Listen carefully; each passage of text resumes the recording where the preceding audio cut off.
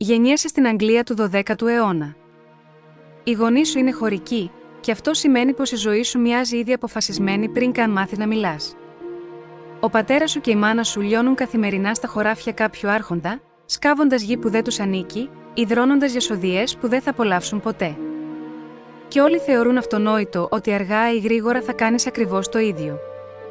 Από τη στιγμή που έρχεσαι στον κόσμο, ο αγώνας ξεκινά. Το φαγητό σου είναι κυρίως ψωμί. Αν είσαι τυχερός, λίγα λαχανικά ή κάνα ψάρι. Κρέας? Σχεδόν ποτέ. Αυτά είναι για τους πλούσιους. Το μέλλον σου? Να δουλεύεις σκληρά, να μένεις πιστός σε κάποιον ευγενή, ίσως μια μέρα να αποκτήσεις ένα μικρό σπίτι και ύστερα να πεθάνεις, αφήνοντας τα παιδιά σου να επαναλάβουν τον ίδιο κύκλο. Καμία δόξα, κανένας πλούτος, μόνο άλλη μια ανώνυμη ζωή που σβήνει χωρίς να την προσέξει κανείς. Κι όμως, μια μέρα ο πατέρας σου λέει κάτι που αλλάζει τα πάντα. Υπάρχει τρόπος να ξεφύγεις. Μια αληθινή ευκαιρία για καλύτερη ζωή. Μόνο που υπάρχει παγίδα, δεν θα είναι εύκολο. Από την άλλη, μπορεί να είναι άραγε δυσκολότερο από το να σαπίζεις μια ζωή στα χωράφια. Ο πατέρας σου γνωρίζει έναν σιδηρουργό στην πόλη. Και αυτός ο άνθρωπος είναι ο μικρομετών ότι ο πατέρας σου δεν υπήρξε ποτέ. Πλούσιος, σεβαστός, χρήσιμος σε όλους όσους έχουν εξουσία. Κατασκευάζει όπλα για άρχοντες και πολεμιστές, και ο πατέρας σου θέλει να πας να μαθητεύσεις κοντά του. Αυτή είναι η μία και μοναδική σου ευκαιρία να δραπετεύσεις από τη μοίρα του χωρικού. Έτσι, μόλις τα 8 σου χρόνια, οι γονείς σου σε στέλνουν στην πόλη. Και η πόλη δεν μοιάζει σε τίποτα με το μικρό χωριό που ήξερες. Είναι θορυβώδης, ασφυκτικά γεμάτη, βρώμικη, με μια μυρωδιά από ζώα, υδρότα, καμένο ξύλο και καπνό που κολλάει στα ρούχα και στο δέρμα. Και έπειτα φτάνεις στο καμίνι του σιδηρουργού και αρχίζεις να αναρωτιέσαι αν η νέα σου ζωή είναι πράγματι καλύτερη. Το μέρος μοιάζει με χάος. Παιδιά σαν και σένα τρέχουν πανικόβλητα πέρα δόθε, κουβαλούν εργαλεία, χτυπούν πυρωμένο μέταλλο, υπακούν σε φωνές που πέφτουν σαν μαστίγιο. Τότε ο μάστορας σε κοιτά από πάνω μέχρι κάτω και γαυγίζει μόνο μία εντολή: άλλαξε ρούχα και πιάσε δουλειά. Καμία υποδοχή. Καμία ευγένεια. Καμία προσαρμογή. Αυτό είναι το νέο σου σπίτι, και ο ήχος του σφυριού πάνω στο αμμόνι θα γίνει τον ανουρισμά σου. Είσαι πλέον μαθητευόμενος. Και αυτό σημαίνει ότι οι μέρες σου γεμίζουν με τα πιο ταπεινά και εξαντλητικά καθήκοντα: να φέρνεις νερό, να κουβαλάς κάρβουνο, να κρατάς το καμίνι ζωντανό με τα φυσερά, να καθαρίζεις, να τρέχεις όπου σε φωνάζουν. Από το ξημέρωμα ως το βαθύ σούρουπο δουλεύεις χωρίς ανάσα. Κι αν τεμπελιάσεις, αν φανείς αδύναμος ή αργός, ο μάστορας δεν έχει καμία έλλειψη από παιδιά έτοιμα να πάρουν τη θέση σου. Θα βρεθείς πίσω στη λάσπη, να μαζεύεις κοπριά στα κτήματα κάποιου άρχοντα. Δεν υπάρχουν δεύτερες ευκαιρίες. Υπάρχει πάντα κάποιος πιο πεινασμένος από εσένα που περιμένει να αποτύχεις. Στα 10 σου χρόνια ανακαλύπτεις κάτι που δεν έπρεπε να γνωρίζει τόσο νωρίς ένα παιδί: πόνο στη μέση, πόνο στις αρθρώσεις, εξάντληση που δεν φεύγει ούτε στον ύπνο. Το να κουβαλάς καθημερινά κουβάδες νερού και σακιά με κάρβουνο δεν συγχωρεί κανένα σώμα, πόσο μάλλον το σώμα ενός παιδιού. Όμως δεν αρκεί η δύναμη. Πρέπει να μάθεις να παρατηρείς. Με το ένα μάτι προσέχεις τη δική σου δουλειά και με το άλλο παρακολουθείς τον μάστορα και τους μεγαλύτερους βοηθούς. Πώς πιάνουν το μέταλλο, πότε το βγάζουν από τη φωτιά, πώς ακούνε τον ήχο του σφυριού, πώς ξέρουν αν η λεπίδα ζει ή αν έχει ήδη χαθεί. Εδώ δεν πληρώνεσαι με νόμισμα. Πληρώνεσαι με φαγητό. Και αν δεν αποδείξεις πως αξίζεις κάθε ξερό κομμάτι ψωμί, μπορεί μια μέρα απλώς να πάψεις να το λαμβάνεις. Και αν αυτό δεν είναι αρκετά σκληρό, ο ανταγωνισμός κάνει τα πάντα χειρότερα. Ο Τζέιμς είναι ικανός να πουλήσει την ψυχή του μόνο και μόνο για να τραβήξει την προσοχή του δασκάλου. Ο Χένρι έχει πατέρα σιδηρουργό με γνωριμίες σε άλλη πόλη. Ο Ρίτσαρντ μοιάζει να έχει γεννηθεί για να δουλεύει το μέταλλο. Και εσύ? Εσύ είσαι απλώς άλλο ένα παιδί που προσπαθεί να μη σβήσει. Και πρόσεξε, μη σπάσει τους κανόνες. Η τιμωρία μπορεί να είναι περισσότερες ώρες δουλειάς, ξύλο ή ακόμα και πείνα αν εξοργήσεις το μάστορα. Η μαθητεία είναι σαν ισορροπής ξηράφια περπατώντας πάνω σε λεπτό πάγο. Ένα λάθος αρκεί για να χαθούν όλα. Τα χρόνια περνούν μέσα σε καπνό, στάχτη και υδρότα. Σιγά σιγά δεν είσαι πια το παιδί που τρέχει μονάχα για κουβάδες και κάρβουνο. Αρχίζεις να αγγίζεις το ίδιο το σίδερο. Σου επιτρέπουν να ισιώνεις εργαλεία, να διορθώνεις σπασμένες λεπίδες, να φτιάχνεις απλά αντικείμενα για αγρότες και τεχνίτες. Ναι, εξακολουθείς να δουλεύεις σχεδόν μέχρι θανάτου, όμως η ιδέα ενός καλύτερου μέλλοντος σε κρατά όρθιο. Η ζέστη, η κούραση και ο ανελαίητος ανταγωνισμός είναι σαν καρφίτσες που προσπαθούν να τρυπήσουν τη φούσκα της φιλοδοξίας σου, αλλά εσύ αρνείσαι να τις σκάσεις. Και τελικά, στα 15 σου, τα κατάφερες. Δεν είσαι πια απλός μαθητευόμενος. Είσαι σιδηρουργός. Ξέρεις πώς να λυγίζεις το μέταλλο στη θέλησή σου, πώς να του δίνεις μορφή, πώς να φτιάχνεις εργαλεία και όπλα που αντέχουν. Ο μάστοράς σου το αναγνωρίζει. Σε φωνάζει κοντά του, σε συγχαίρει και έπειτα σου δίνει 2 επιλογές. Η πρώτη, να μείνεις κοντά του, ως επίσημος τεχνίτης πια, με μισθό και σίγουρη δουλειά.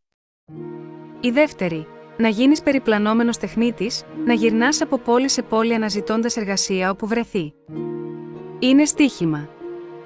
Μπορεί να πετύχεις ή μπορεί να καταλήξεις άστεγος και πεινασμένος. Η ασφάλεια ακούγεται δελεαστική. Μα και η ιδέα ότι μπορείς να χαράξεις μόνο στη μοίρα σου είναι σχεδόν μεθυστική.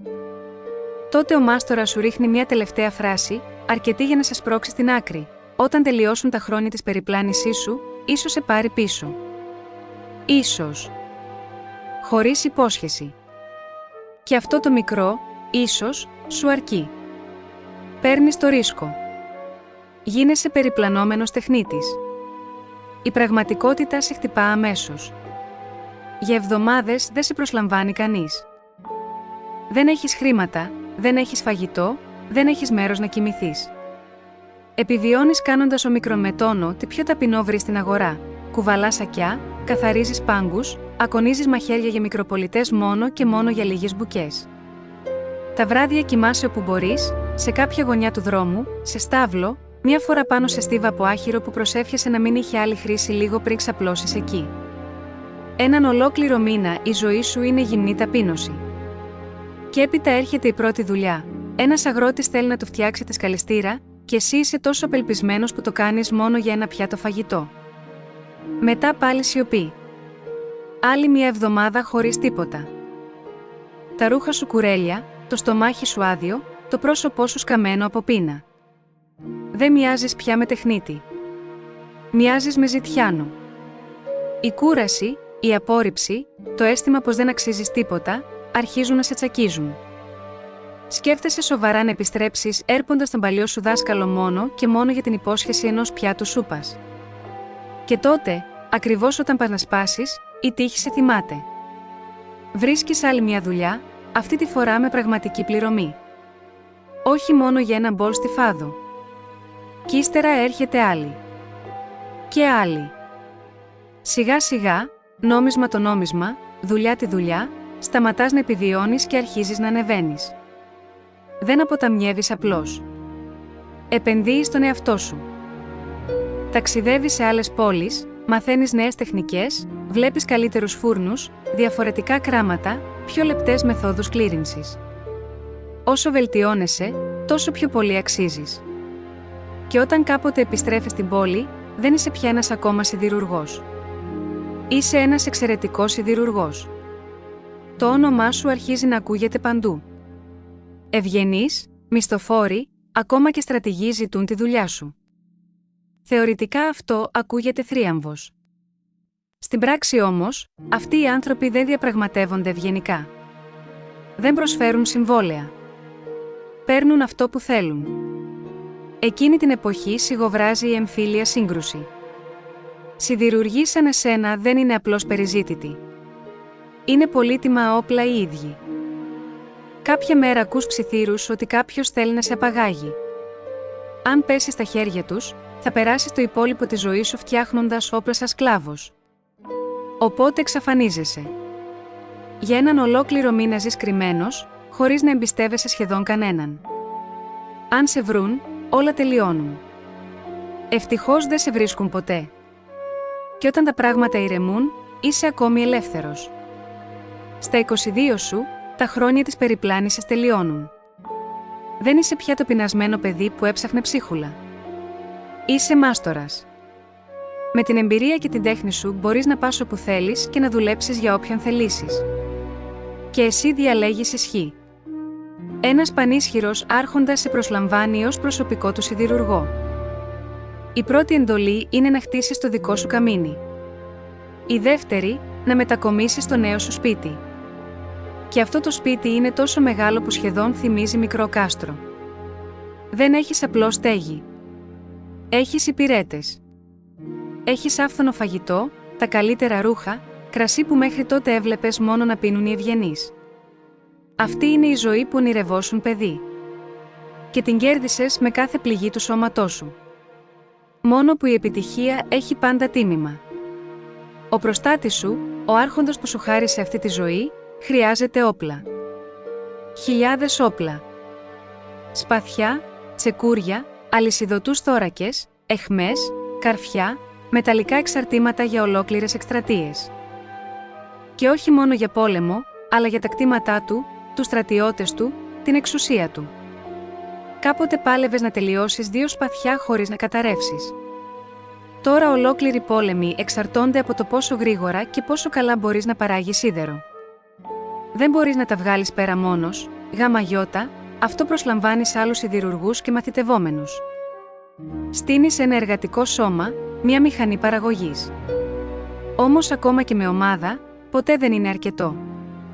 Το καμίνι καίει από το ξημέρωμα μέχρι τη νύχτα, όπως ακριβώς και στα χρόνια της μαθητείας σου. Η διαφορά είναι ότι τώρα δεν τρως μπαγιάτικο ψωμί. Όμως το φορτίο παραμένει αδυσόπιτο και το όνομά σου αρχίζει να γίνεται θρύλος. Το εργαστήριό σου γίνεται η καρδιά της πόλης. Οι σιδηρουργοί μιλούν για εσένα όπως εσύ μιλούσες κάποτε για τον παλιό σου μάστορα. Είσαι πια ο πιο σημαντικός σιδηρουργός στην Αγγλία. Και έπειτα ο πόλεμος τελειώνει. Η χώρα βρίσκει επιτέλους λίγη σταθερότητα. Και μαζί με την ειρήνη έρχεται η οργάνωση. Είναι τότε που γεννιούνται οι συντεχνίες. Οι σιδηρουργοί αποκτούν κανόνες, κανονισμούς, μια δομή που βάζει τάξη σε έναν σκληρό κόσμο. Δεν ζήτησες ποτέ πολιτική. Κι όμως στηρίζεις αυτή τη νέα τάξη με όλη σου τη δύναμη. Ξέρεις από πρώτο χέρι πόσο δύσκολο είναι να επιβιώσεις σε αυτόν τον χώρο, και αυτή η συντεχνία θα φροντίσει οι μελλοντικοί μαθητευόμενοι να μην υποφέρουν τόσο άγρια όσο υπέφερες εσύ. Και σαν να μην έφτανε αυτό, σε ορίζουν επικεφαλής της συντεχνίας των σιδηρουργών της πόλης σου. Δεν είσαι πια μόνο τεχνίτης. Μπαίνεις στην πολιτική. Και η πολιτική είναι ένα εντελώς διαφορετικό πεδίο μάχης. Αντί να χτυπάς μέταλλο, τώρα πρέπει να κινείσαι μέσα σε παρασκηνιακές συμφωνίες, ανταγωνισμούς ευγενών, πίεση, ίντριγκες και μόνιμο φόβο ότι μια λάθος συμμαχία μπορεί να διαλύσει όσα έχτισες. Νόμιζες πως το να σφυρίλατης ατσάλι ήταν εξαντλητικό? Περίμενε να δοκιμάσει την εξουσία.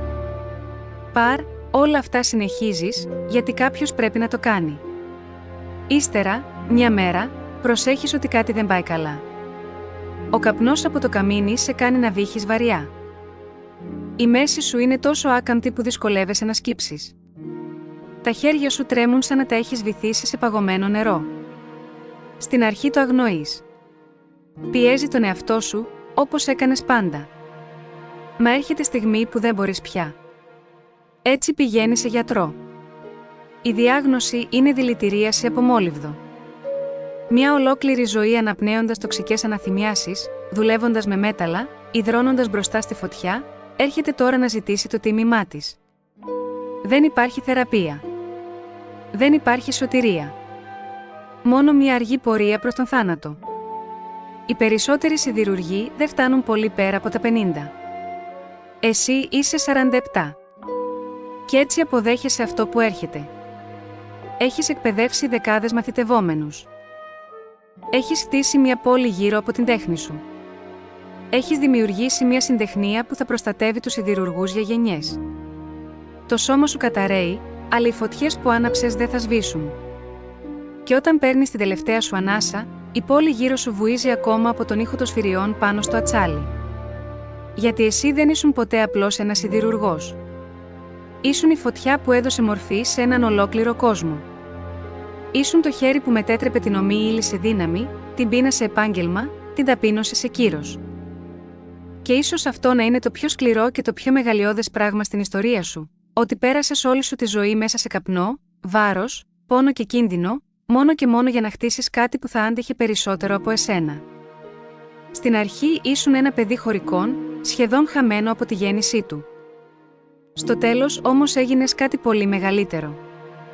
Έγινες θρύλος. Όχι επειδή έζησες άνετα, αλλά επειδή άντεξες εκεί όπου οι περισσότεροι θα είχαν λυγίσει.